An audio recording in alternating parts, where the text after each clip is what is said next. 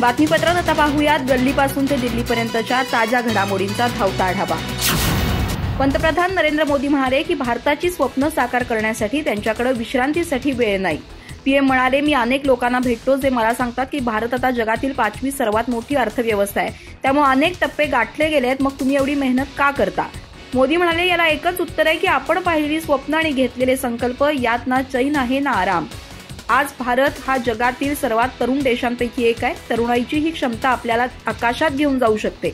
वास्तविक पीएम मोदींनी सोमवारी एनडीटीव्ही वर्ल्ड समिटला संबोधित करताना या गोष्टी सांगितल्या। पंतप्रधान पुढे म्हणाले की भारत आता लुक फॉरवर्ड या दृष्टिकोनातून पुढे जातोय। प्रत्येक सरकार आपल्या कामाची आधीच्या सरकारच्या कामाशी तुलना करतं अशी परंपरा आहे। आपणही त्याच वाटेवरून चालत होतो, पण आता भूतकाळ आणि वर्तमानाची तुलना करून आनंदी राहू शकत नाही। आतापासून यशाचं मोजमाप हेच असेल जे आपल्याला मिळवायचं आहे। भारताकडे आता दूरदृष्टी आहे। 2047 पर्यंत विकसित भारताची दृष्टी हा याच मानसिकतेचा भाग आहे।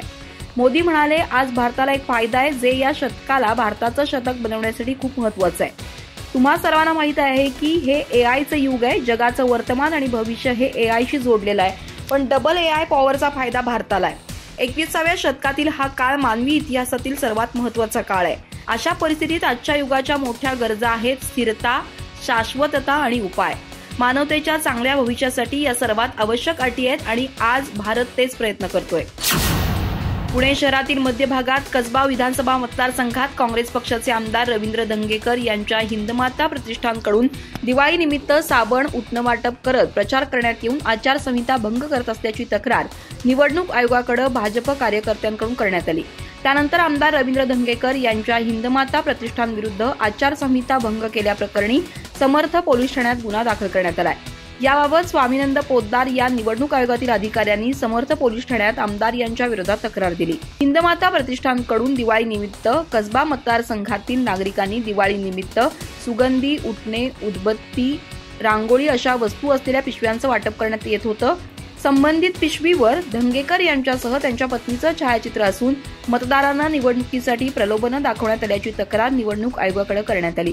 त्यानंतर रविवारी रात्री निवडणूक आयोगातील अधिकाऱ्यांनी समर्थ पोलीस ठाण्यात याबाबत तक्रार दिली। याबाबत आमदार धंगेकर म्हणाले, दरवर्षी माझा मित्र परिवार आनंदाची दिवाळी भेट देतो।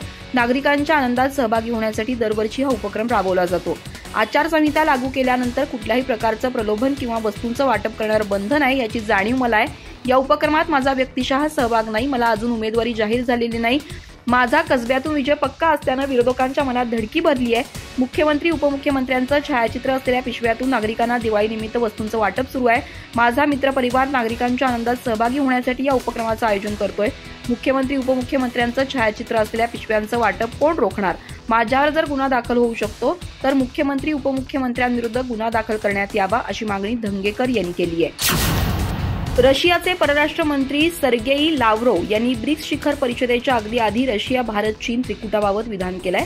ते म्हणाले की गेल्या काही वर्षांपासून हे देश औपचारिकपणे भेटले नाहीत, परंतु आजही ते मजबूत संबंध ठेवतात। एएनआयच्या वृत्तसंस्थेनुसार लाव्हरोव्ह यांनी एका रशियन मीडियाला दिलेल्या मुलाखतीत सांगितलं की कोविड आणि इतर गोष्टींमुळे या देशांची बैठक झाली नाही। लाव्हरोव्ह म्हणाले की रशिया, भारत, चीन त्रिमूर्तीच्या नियमित बैठका घेण्याचा पुढाकार 1990च्या दशकात घेण्यात आला होता। पुढे हे त्रिकूट विस्तारत गेलं आणि पुढे ब्रिक्स बनले। त्यात ब्राझील आणि दक्षिण आफ्रिका सामील झाले। 1 जानेवारी 2024 रोजी 4 नवीन सदस्य इजिप्त, इथिओपिया, इराण आणि संयुक्त अरब अमिराती यांचाही ब्रिक्समध्ये समावेश करण्यात आला।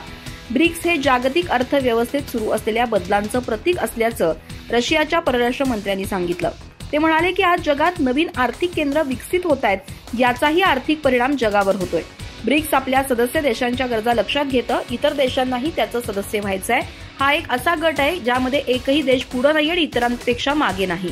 ब्रिक्सचा उद्देश कुणाशी भांडणं हा नाही असंही लाव्हरोव्ह यांनी स्पष्ट केलं। पाश्चात्य देशांचा यात समावेश नाही, याचा अर्थ आपण त्यांच्या विरोधात आहोत असं नाही। त्यांचा भूगोल, सामायिक इतिहास आणि समीपतेचा लाभ घेण्याचं ब्रिक्सचे उद्दिष्ट आहे। सर्वोच्च न्यायालयाचे न्यायमूर्ती बी.आर. गवई म्हणाले की न्यायमूर्तींचं वर्तन न्यायिक नैतिकतेच्या उच्च मानांकनानुसार असावं। ते म्हणाले की न्यायाधीशांनी पदावर असताना आणि शिष्टाचाराच्या मर्यादेपलीकडे राजकारणी किंवा नोकरशहाची स्तुती केल्यानं संपूर्ण न्यायव्यवस्थेवरील जनतेच्या विश्वासावर परिणाम होऊ शकतो। निवडणूक लढवण्यासाठी न्यायाधीशाचा राजीनामा दिल्यानं लोकांच्या निपक्षपातीपणाच्या समाजावर परिणाम होऊ शकतो. न्यायिक नैतिकता आणि अखंडता हे मूलभूत स्तंभ आहेत, जे कायदेशीर व्यवस्थेची विश्वासार्हता टिकवून ठेवतात. एक उदाहरण देताना न्यायमूर्ती गवई म्हणाले की अमेरिकेच्या सर्वोच्च न्यायालयाच्या न्यायमूर्तींना राष्ट्राध्यक्ष पदाच्या उमेदवारावर टीका करणाऱ्या टिप्पण्यांसाठी माफी मागावी लागली. न्यायमूर्ती गवई यांनी 19 ऑक्टोबर रोजी अहमदाबाद, गुजरातमध्ये हे वक्तव्य केलं. न्यायिक अधिकाऱ्यांच्या वार्षिक परिषदेत सहभागी होण्यासाठी ते तिथे आले होते. मात्र ही माहिती 20 ऑक्टोबर रोजी समोर आली. न्यायमूर्ती BR गवई म्हणाले की न्याय व्यवस्थेवर जनतेचा विश्वास टिकवणं महत्त्वाचं आहे. याचं सैद्धांतिक कारण असं की लोकांचा न्याय व्यवस्थेवरील विश्वास कमी झाला तर ते न्याय व्यवस्थेच्या बाहेर न्याय मागतील. ते म्हणाले की लोक न्याय मिळवण्यासाठी भ्रष्टाचार आणि जमावबंदीसारख्या पद्धतींचा अवलंब करू शकतात. त्यामुळे समाजात कायदा आणि सुव्यवस्था बिघडू शकते. लोकांना खटले दाखल करण्यात आणि निर्णयांविरुद्ध अपील करण्यात संकोच वाटू शकतो. मुख्यमंत्री एकनाथ शिंदे, उपमुख्यमंत्री देवेंद्र फडणवीस आणि महाराष्ट्र नवनिर्माण सेनेचे अध्यक्ष राज ठाकरे यांच्यात शनिवारी रात्री एक गुप्त बैठक झाल्याची माहिती आहे. या बैठकीत महायुतीनं मनसेच्या निवडक उमेदवारांना विधानसभा निवडणुकीत बिनशर्त पाठिंबा देण्याचा निर्णय घेतल्याचा मोठा दावा केला जातोय. या वार्तेमुळे राज्याच्या राजकारणात एकच खळबळ माजली आहे. सूत्रांच्या माहितीनुसार एकनाथ शिंदे, देवेंद्र फडणवीस आणि राज ठाकरे यांच्यात शनिवारी रात्री उशिरा मुंबईतील एका पंचतारांकित हॉटेलमध्ये बैठक झाली.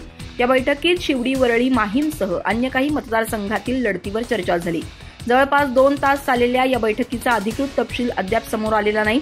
पण त्यात महायुतीनं मनसेच्या काही निवडक उमेदवारांना त्यांच्या मतदारसंघात बिनशर्त पाठिंबा देण्याचा निर्णय घेतल्याची माहिती आहे. मनसेनं ही विधानसभा निवडणूक स्वबळावर लढण्याची घोषणा केली होती.